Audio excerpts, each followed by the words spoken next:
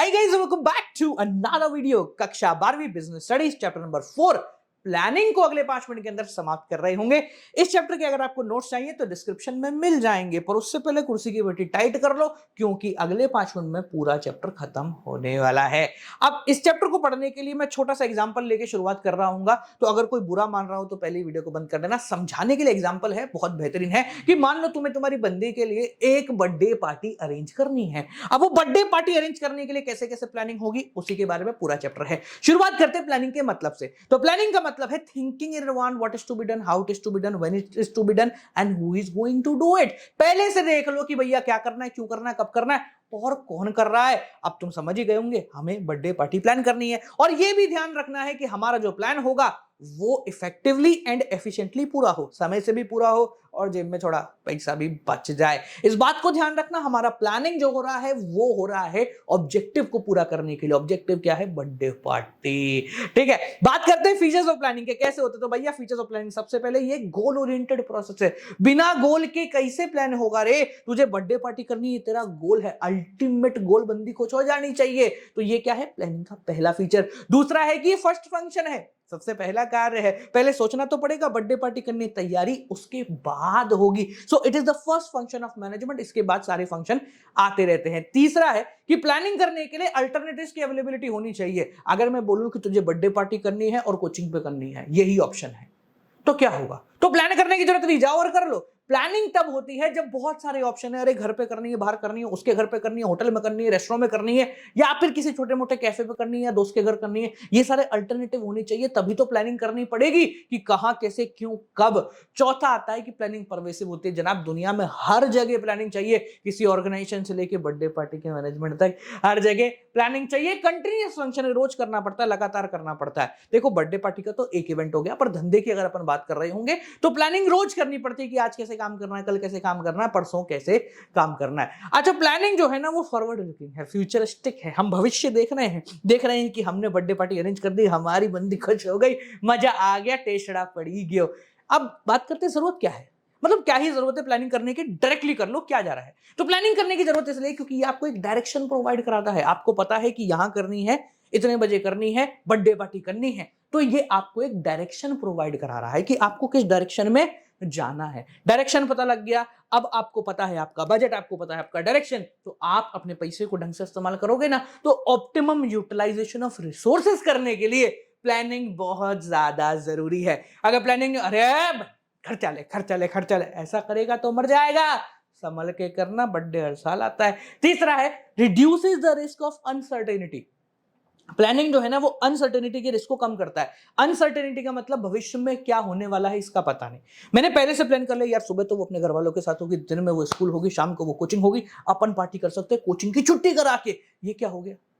अपन ने सारे अल्टरनेटिव, ऐसा भी तो हो सकता है, ऐसा भी तो, कहीं घर वाले ले गए तो बाहर, कहीं दोस्त के साथ बाहर चली गई तो हमने पहले से सब चीजें सोच ली हैं अपने प्लान के अंदर। तो ये आने वाली अनसर्टेनिटी को कम करती है। खैर खुदा ना खास्ता जो होना है वो तो होना ही है। नेक्स्ट है ये इनोवेटिव आइडिया को प्रमोट करती है। अब आपने प्लानिंग कर रहे हो तो आपके पास अलग अलग आइडिया करते हैं, ऐसे कर सकते हैं, ऐसे कर सकते हैं, ऐसे कर सकते हैं, या फिर ऐसे कर सकते हैं। इसके साथ साथ अपन धंधे पे आते हैं, ये स्टैंडर्ड फॉर कंट्रोलिंग भी सेट करता है। स्टैंडर्ड फॉर कंट्रोलिंग का मतलब क्या है कि आपने प्लान करा ऐसा होना चाहिए, हुआ कैसा है, इन दोनों के बीच में जो डिफरेंस है उसको एक्सरसाइज करना और अगली बार के लिए एक बेहतर प्लान क्रिएट करना। जैसे आपने बर्थडे पार्टी में बढ़ा लिया, अब क्या है कि अपन ने अपनी जो है बंदी उसको बताया बहुत लेट। अब देखो अगर महिला वीडियो देख रही है तो बंदा मान लो, यार क्या ही जा रहा है तुम्हारा, ठीक है। तो अपन ने बताया काफी लेट, तो बोले अब तो पॉसिबल ही नहीं है, तो अगली बार के लिए ध्यान रहेगा ना सुबह बता देने का, ताकि ये बहाना नहीं लगेगा।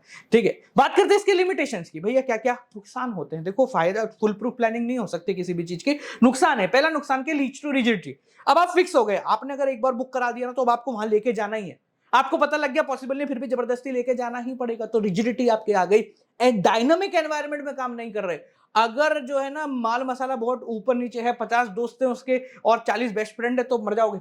फिर तो डायनामिक एनवायरनमेंट में प्लानिंग हो सकता है काम नहीं करेगी।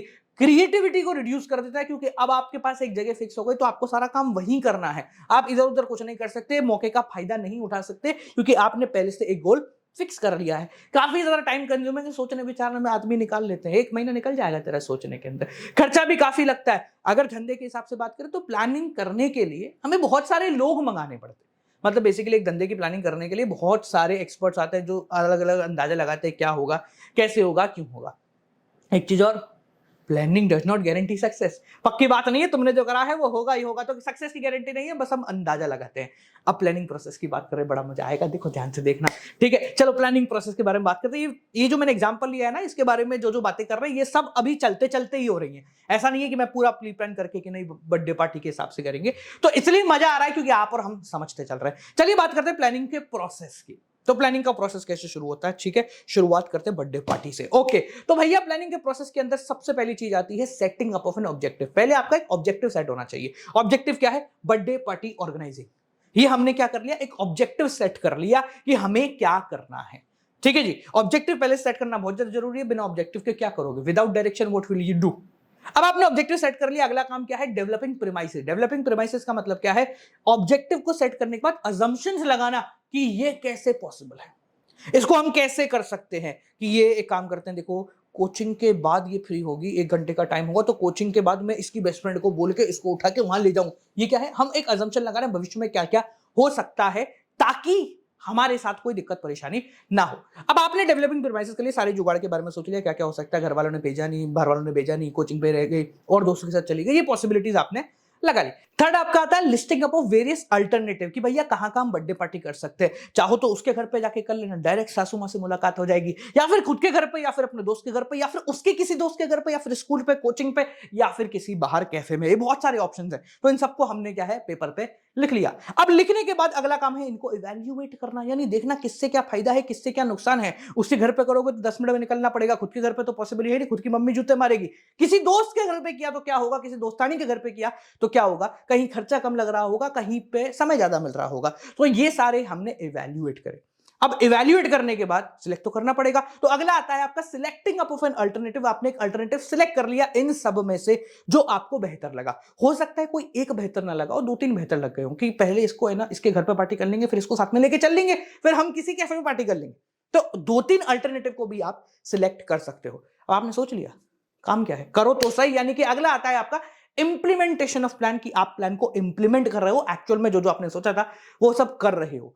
अब ये करते ही आपका काम खत्म नहीं होता, आखिरी प्रोसेस आता है फॉलो अप, यानी कि आपने जो सोचा, जो हुआ, उनके बीच में कितना बड़ा डिफरेंस है, इसको पता करने के लिए हर एक स्टेप पे ध्यान रखना। अरे हमने सोचा था कि 4 बजे वो आ जानी चाहिए, 4:30 बज गई, वो कहां अटक गई, आज तो कोचिंग ही नहीं आई। तो ये क्या है, फॉलो अप लेते रहना।